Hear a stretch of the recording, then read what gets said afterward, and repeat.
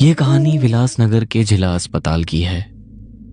शहर से दूर एक सुनसान पहाड़ी के नीचे बना हुआ पुराना अस्पताल, अंग्रेजों के जमाने की इमारत, ऊंची छतें, लंबे सुनसान गलियारे और पीली पड़ चुकी दीवारें। रात के समय जब पूरे अस्पताल में सन्नाटा छा जाता था, कभी कभी तीसरी मंजिल के विंग सी से हल्की हल्की कदमों की आवाजें सुनाई देती थीं।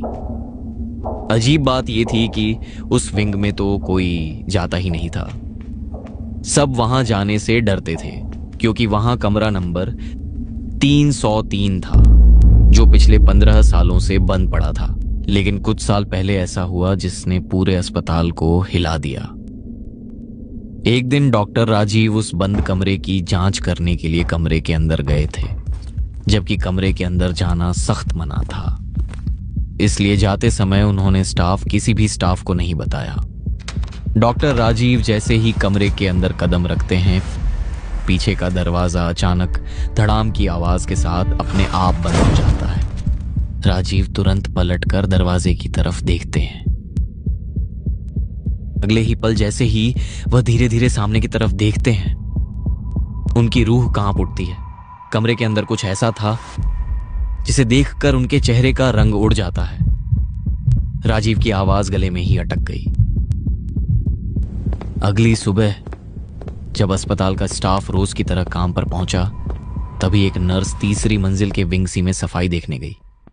जैसे ही वह कमरा नंबर 303 के पास पहुंची, उसकी नजर दरवाजे के नीचे फर्श पर पड़ी किसी चीज पर गई।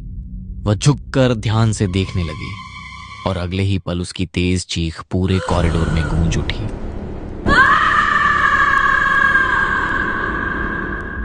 उसकी आवाज सुनकर डॉक्टर और वार्ड बॉय दौड़ते हुए वहां पहुंचे।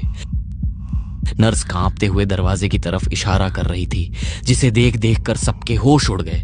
दरवाजे के पास फर्श पर सिर्फ डॉक्टर राजीव के दोनों हाथ पड़े थे और उनकी बाकी पूरी बॉडी का कहीं कोई निशान नहीं था। उस घटना के बाद विंग सी को पूरी तरह बंद कर दिया गया। 6 सालों बाद डॉक्टर समीर की जब यहां पोस्टिंग हुई तो उसे विंग सी की देखरेख का जिम्मा मिला।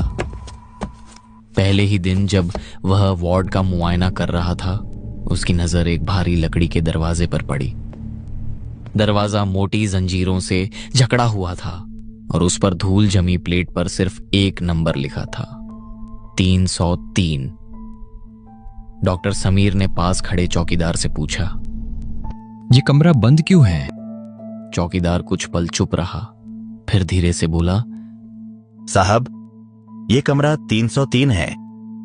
यहां 15 साल पहले जो हुआ था, उसके बाद से कोई अंदर नहीं जाता। समीर कुछ पल उसे देखता रहा, फिर पास खड़े चौकीदार रामदीन से पूछ बैठा, अस्पताल में मरीजों की कमी नहीं, फिर एक पूरा विंग यूं ही क्यों बंद पड़ा है? इसकी चाबी कहां है?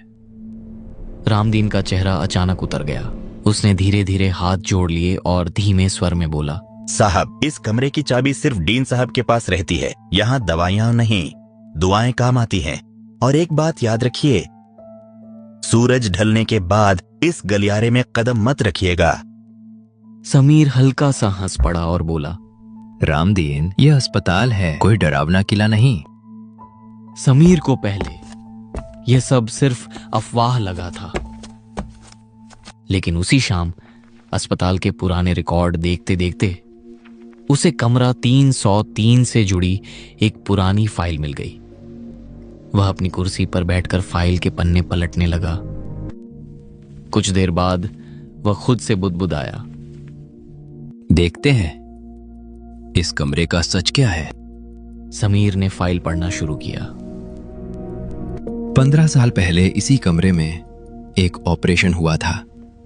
मरीज थी मंजरी, एक जवान लड़की जिसे सिर्फ अपेंडिक्स का छोटा सा ऑपरेशन होना था। लेकिन ऑपरेशन के दौरान अचानक बिजली चली गई।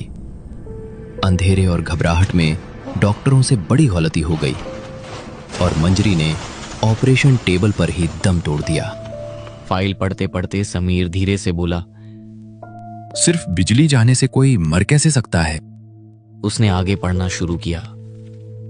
मरीज की मौत के वक्त उसकी आंखें पूरी तरह खुली थीं, जैसे वो कुछ कहना चाहती हो, लेकिन उसके गले से कोई आवाज नहीं निकली। समीर कुछ पल उस लाइन को घूरता रहा, फिर उसने धीमे स्वर में कहा, अजीब है। उसने पन्ना पलटा और आगे पढ़ना शुरू किया। उस हादसे के बाद कुछ महीनों तक उस कमरे में दूसरे मरीजों को रखा गया, लेकिन हर बार अगली सुबह वही हुआ, मरीज जिंदा नहीं मिलता था। रात को कमरे से किसी लड़की के चलने की आवाज आती है। इसकी जांच करने गए डॉक्टर राजीव की मौत भी यही हुई थी। और फिर एक दिन अस्पताल प्रशासन ने फैसला किया, कमरा नंबर 303 को हमेशा के लिए बंद कर दिया जाए। लेकिन उस फाइल की बातों को समीर ने अंधविश्वास मानकर नजरअंदाज कर दिया। उसे लगा कि इतने सालों में लोगों ने उस घटना को बढ़ा चढ़ाकर भूत की कहानी बना दिया है। वह फाइल बंद करते हुए खुद से बोला, लगता है अस्पताल में डर की कहानी ज्यादा है, सच कम। अस्पताल में भूत नहीं होते, सिर्फ डर होता है। इसी बीच उसी हफ्ते शहर में एक भयानक बस दुर्घटना हो गई। रातों रात अस्पताल में घायलों की भीड़ लग गई। वार्ड के सारे बेड भर चुके थे। डॉक्टर और नर्सें घबराई हुई थी। तभी समीर ने फैसला लिया। उसने तेज आवाज में स्टाफ से कहा, विंग सी खोलो और कमरा 303 का ताला तोड़ो, हमें बेड की जरूरत है। वार्ड बॉय नितिन हिचकिचा गया। उसने डरते हुए कहा, सर, वो कमरा। समीर ने उसकी बात बीच में ही काट दी। नितिन, यह अस्पताल है, यहाँ अंधविश्वास नहीं, इलाज होता है। जो कहा है वही करो। आदेश था, इसलिए नितिन ने कांपते हाथों से, जिस पर गहरे जंग के निशान थे, नितिन सफाई करने लगा। अंदर से बरसों पुरानी सड़ी हुई हवा का तेज झोंका बाहर आया। नितिन नाक ढकते हुए बोला, लगता है सालों से यहाँ कोई आया ही नहीं। कमरे के अंदर सब कुछ धूल से ढका हुआ था। बीचों बीच एक पुराना लोहे का स्ट्रेचर पड़ा था। नितिन सफाई करने लगा, लेकिन कुछ ही पल बाद कमरे के अंदर से उसकी डर से भरी चीख गूंज उठी। समीर तुरंत दौड़कर अंदर गया। नितिन जमीन पर बैठा कांप रहा था। उसने डरते हुए दीवार की तरफ इशारा किया और सर, वो देखिए। दीवार की मोटी धूल के बीच एक साफ हाथ का निशान उभरा हुआ था, जैसे किसी ने अंदर से दीवार को बेतहाशा पीटा हो। नितिन घबराकर बोला, सर, लगता है कोई यहां से बाहर निकलने की कोशिश कर रहा था। समीर ने गहरी सांस ली और इसे नितिन का वहम कहकर टाल दिया। वह थोड़ा सख्त लहजे में बोला, बस करो नितिन, सफाई करो और बाहर जाओ। नितिन जल्दी जल्दी बाहर निकल गया और समीर खुद उसी कमरे में खड़े होकर रिपोर्ट लिखने लगा। समीर ने घड़ी देखी। रात के ठीक 2 बजे थे। पूरा कॉरिडोर खामोश था। तभी अचानक बाहर की लाइटें टिमटिमाने लगी। समीर ने सिर उठाया और बुदबुदाया, ये लाइटें भी अभी ही खराब होनी थी। तभी उसके कानों के पास एक अजीब सी आवाज गूंजी, जैसे सर्जिकल औजार आपस में टकरा रहे हों।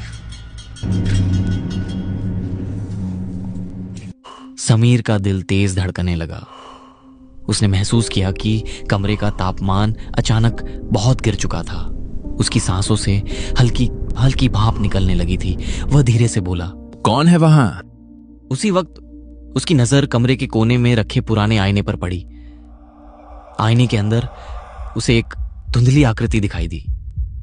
एक लड़की जिसकी गर्दन टेढ़ी थी और आंखों से नीला पानी बह रहा था। समीर की देह जैसे जम सी गई। तभी उसकी नजर धीरे धीरे उस लोहे के स्ट्रेचर पर गई जो कुछ देर पहले तक खाली था।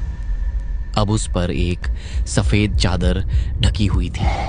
समीर की सांस अटक गई। वह घबराकर बुदबुदाया, ये यहाँ कैसे? अचानक चादर के नीचे से एक सफेद हाथ बाहर निकला और धीरे धीरे समीर की तरफ इशारा करने लगा। कमरे में सन्नाटा और भारी हो गया। समीर ने किसी तरह हिम्मत जुटाई और कांपती आवाज में कहा, कौन हो तुम? कुछ सेकंड तक कुछ नहीं हुआ। फिर कमरे की ठंडी हवा में एक दर्द भरी फुसफुसाहट गूंजी। मेरा ऑपरेशन अभी अधूरा है डॉक्टर। यह फुसफुसाहट सुनते ही समीर के हाथ से पेन सीधे